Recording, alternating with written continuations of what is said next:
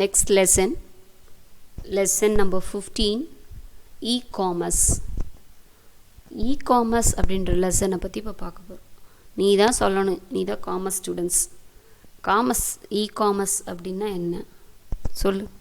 இ-காமர்ஸ்னால் என்ன? காமர்ஸ்னால் என்னன்னு தெரியுமா?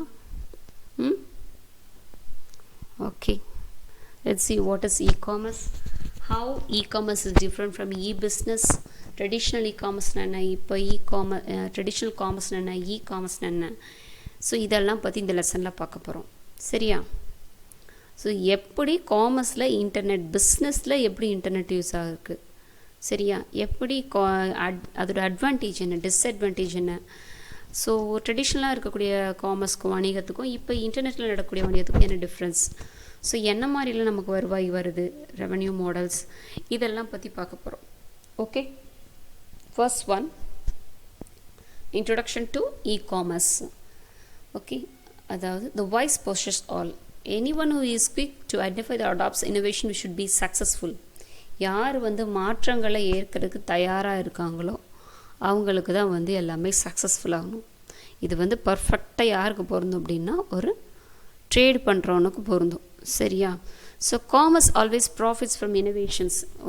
ஒரு ட்ரேட் பண்ணணும், வாணிகம் பண்ணணும் அப்படின்னா எப்பவுமே நம்ம ஐடியாஸ் புதுசு புதுசாக அதில் இருந்துகிட்டே இருக்கணும். இல்லை அப்படின்னா நம்ம கடைக்கோ இல்லை நம்ம செய்கிற ப்ராடக்டோ இல்லை நம்மளோட எந்த ஒரு விஷயமா இருக்கட்டும் நம்மளை யாரும் அப்ரோச் பண்ண மாட்டாங்க கஸ்டமர்ஸ். ஓகே, ஸோ ஒரு சக்ஸஸ்ஃபுல் பிஸ்னஸ் அப்படின்னா என்ன பண்ணணும்? we have to quickly identify the developing opportunities in emerging new technology and expand the commercial capability.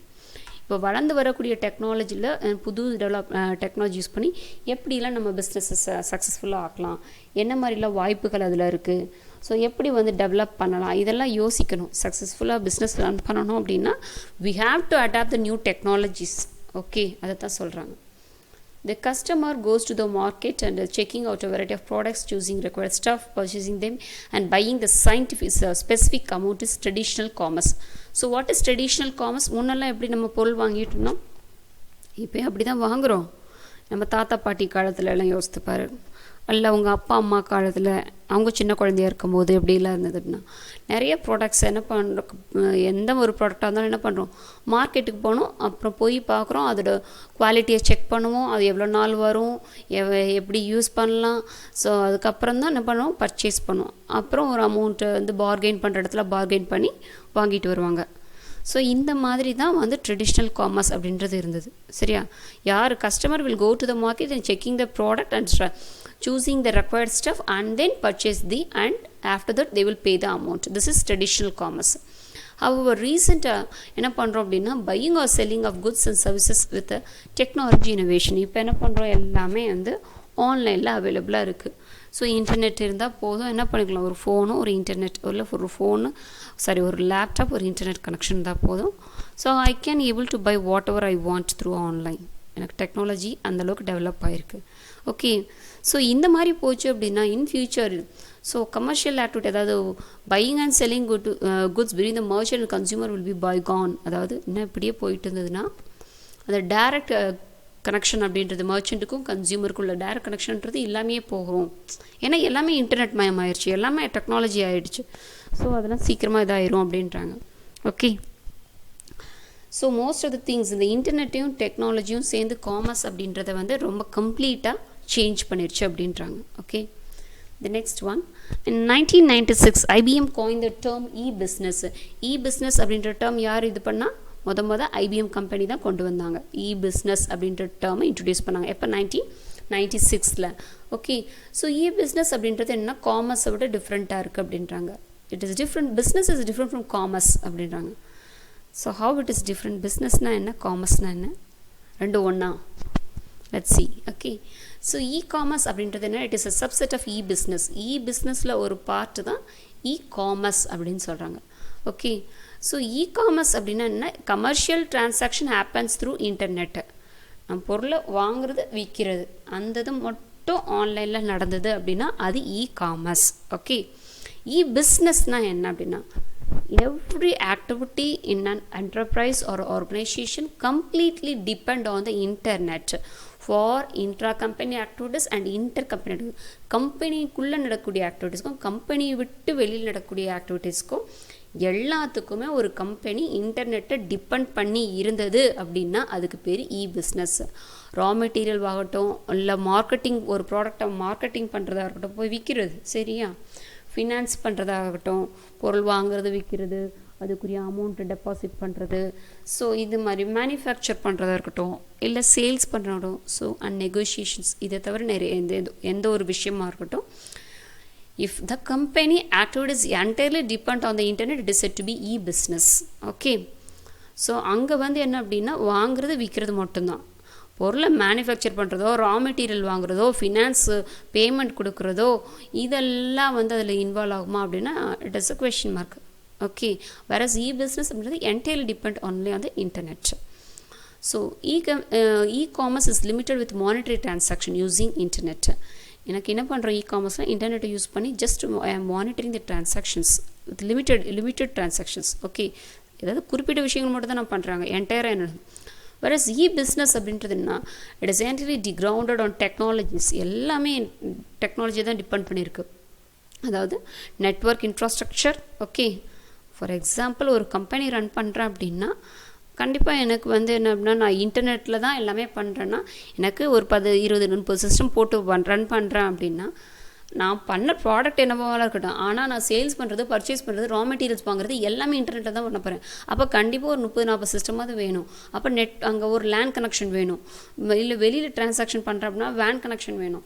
So அந்த மாதிரி நெட்வொர்க்கை, அதாவது இன்டர்நெட், இன்ட்ராநெட், எக்ஸ்ட்ராநெட் எல்லாமே பிஸ்னஸ்ன்றது இதை டிபெண்ட் பண்ணியிருக்கு. அடுத்து multimedia content and network publishing infrastructure. Multimedia content என் ப்ராடக்டை வந்து இது பண்ணுறது, மார்க்கெட்டிங் பண்ணுறது.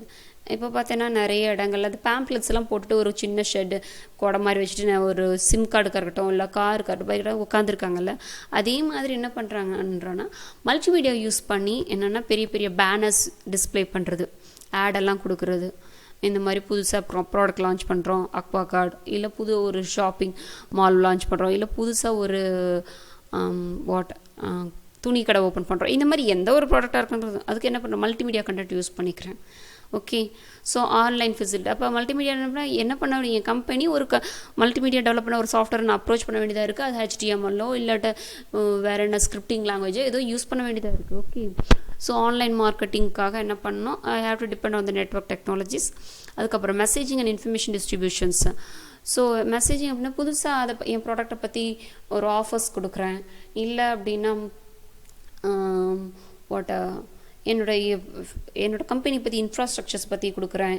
ஸோ இது மாதிரி இமெயில்ஸோ இல்லை இன்வென்ட்ரி மேனேஜ்மெண்ட் சிஸ்டம்ஸோ எல்லாமே என்ன பண்ணுது அப்படின்னா it depends upon the e commerce e business is depend upon the those technologies. Okay, அடுத்து பேமெண்ட் அப்படின்றது வரும்போது இ-பிஸ்னஸ்ன்னு சொல்லியாச்சு. அப்போ பேமெண்ட் எப்படி இருக்கும், ஆன்லைனில் தான் இருக்கும்.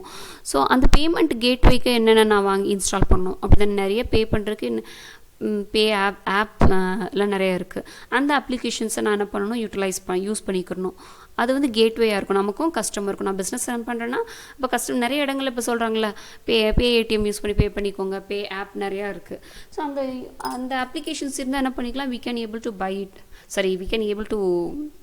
pay it for the businessman. Okay, யார் பிஸ்னஸ் ரன் பண்ணுறோம் அவங்களுக்கு அந்த ப்ராடக்ட் நான் வாங்குறேன் அப்படின்னா ஈஸியாக என்ன பண்ணிக்கலாம், அப்ளிகேஷன்ஸ் மூலமாக பே பண்ணலாம். ஸோ இந்த பேமெண்ட் கேட்வேலாம் என்னென்னா ஒரு இன்டர்மீடியேட்டாக இருக்குது. ஓகே, அடுத்து இப்போ என்னோடய ப்ராடக்ட் நான் குளோபலைஸ்டாக ஏதாவது சர்க்குலேட் பண்ணுறேன் அப்படின்னா so globalised supply chain management, அதுக்கு நான் என்ன பண்ண வேண்டியது இருக்குது, ஐ வாண்ட் டு வர்ச்சுவலாக என்ன பண்ண வேண்டியதாக இருக்குன்னா ஒரு பிரான்ச்சஸ் ஓப்பன் பண்ண வேண்டியதாக இருக்குது ஆன்லைனில்.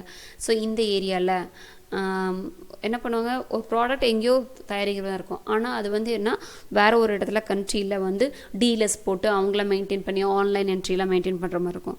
ஸோ இந்த மாதிரி எனக்கு என்ன அப்படின்னா இ-பிஸ்னஸ் அப்படின்றது என்னென்னா என்டையராக நெட்வொர்க் இன்ஃப்ராஸ்ட்ரக்சரை டிபெண்ட் பண்ணியிருக்கு, மல்டிமீடியா கண்டென்ட்டை டிபெண்ட் பண்ணியிருக்கு, மெசேஜிங் அண்ட் இன்ஃப்ராஸ்ட்ரக்சரை டிபெண்ட் பண்ணியிருக்கு, தென் இன்வென்ட்ரி சிஸ்டம், அதுக்கப்புறம் என்னென்னா business services, payment systems, online transaction எல்லாத்தையுமே பேஸ் பண்ணி இருக்குது ஒரு பிஸ்னஸ் அப்படின்றது. ஓகே, ஸோ எப்போ ஒரு கம்பெனியை பிஸ்னஸ் கம்பெனி அப்படின்னு சொல்கிறோம் அப்படின்னா, so when we are saying that means it has the ability to conduct business electronically over the internet. இன்டர்நெட்டில் பிஸ்னஸை ரன் பண்ணுற அளவுக்கு என் கம்பெனி இருந்தது அப்படின்னா அதை தான் என்ன சொல்கிறோம், பிஸ்னஸ் கம்பெனி அப்படின்னு சொல்கிறோம். சரியா? Second one, it manages the payment transaction through internet. So full and full payment, அது வந்து நான் கொடுக்குறதா இருக்கட்டும், இல்லை வந்து கஸ்டமர்கிட்ட நான் வாங்குறதா இருக்கட்டும், எல்லா பேமெண்ட்டும் இன்டர்நெட் வழியாக இருந்தது அப்படின்னா. Third one, it has a platform for selling the products and services through internet. என்ன பண்ணுறோன்னா என் ப்ராடக்டை நான் வாங்குறதும் விற்கிறதும் இன்டர்நெட்டில் மட்டும்தான் முடியும், வேறு எதுவும் கிடையாது. சரியா? வேறு எதுவும் தனியாக டீலர்ஸ் போட்டு விற்காமல் நான் வந்து ஆன்லைனில் மட்டும்தான் அவைலபிள் அப்படின்னு சொல்லிட்டேன்னா அது பிஸ்னஸ். ஸோ இந்த 3 க்ரைட்டீரியாவை சாட்டிஸ்ஃபை பண்ணி இருந்தது ஒரு கம்பெனி அப்படின்னா அது பிஸ்னஸ் சொல்லலாம். எப்போ அப்படின்னா, we are conducting the business over the internet, payment transaction through the internet, selling and buying the products through the internet இருந்தது அப்படின்னா ஒரு கம்பெனி என்ன சொல்லலாம், பிஸ்னஸ் கம்பெனி அப்படின்னு சொல்லலாம். புரியுதா? காமர்ஸ்க்கும் காமர்ஸ்க்கும் பிஸ்னஸ்க்கும் என்ன டிஃப்ரென்ஸ் புரியுதா? காமர்ஸ் அப்படின்றது என்ன அப்படின்னா, it only deals with a commercial transaction, வாங்குகிறேன் விற்கிறேன் அவ்வளோதான்.